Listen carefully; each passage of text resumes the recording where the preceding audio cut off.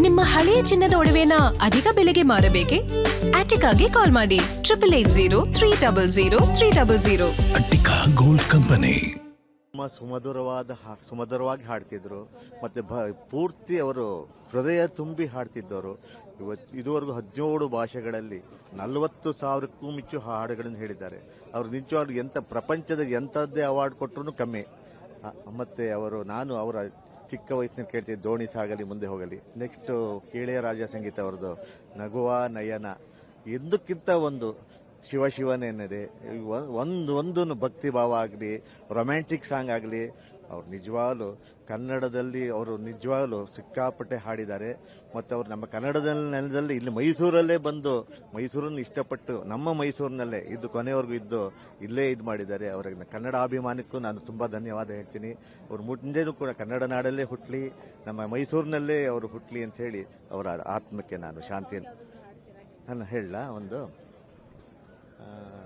ದೋಣಿ ಸಾಗಲಿ ಹೇಳ್ತೀನಿ. ದೋಣಿ ಸಾಗಲಿ ಮುಂದೆ ಹೋಗಲಿ, ದೂರ ತೀರವ ಸೇರಲಿ, ಬೀಸು ಗಾಳಿಗೆ ತೇಲುತ್ತ ಬೆರೆಯ ಮೇಗಡೆ ಹಾಯಲಿ.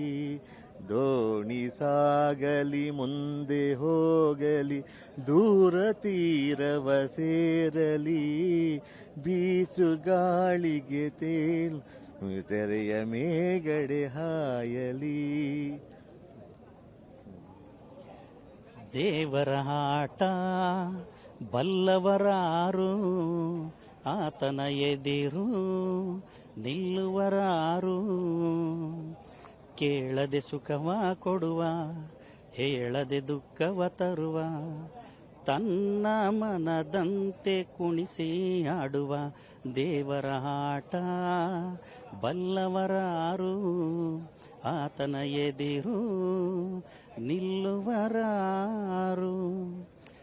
ಜಾನಕಿ ಅಮ್ಮವರು ಇಂದು ಸಂಗೀತ ಲೋಕದ ಒಂದು ಸ್ಟಾರ್. ಅವರು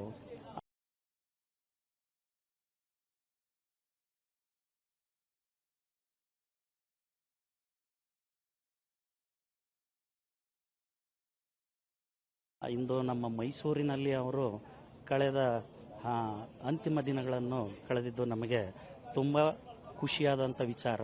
ಅವರು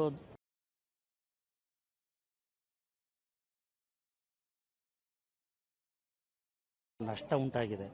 ಅವರಿಗೆ ಅನೇಕ ಪ್ರಶಸ್ತಿ ಅವಾರ್ಡ್ಗಳು ಬಂದಿದ್ರೂ ಕೂಡ ಅಭಿಮಾನಿಗಳ ಇದೇ ನನಗೆ ದೊಡ್ಡ ಪ್ರಶಸ್ತಿ, ಅದಕ್ಕಿಂತ ದೊಡ್ಡದು ಇನ್ಯಾವುದೂ ಇಲ್ಲ ಅಂತ ಹೇಳ್ತಾ ಇದ್ರು.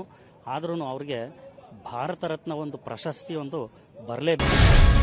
ಗ್ಯಾರಂಟಿ ನ್ಯೂಸ್, ಸುದ್ದಿ ಖಚಿತ, ನ್ಯಾಯ ನಿಶ್ಚಿತ.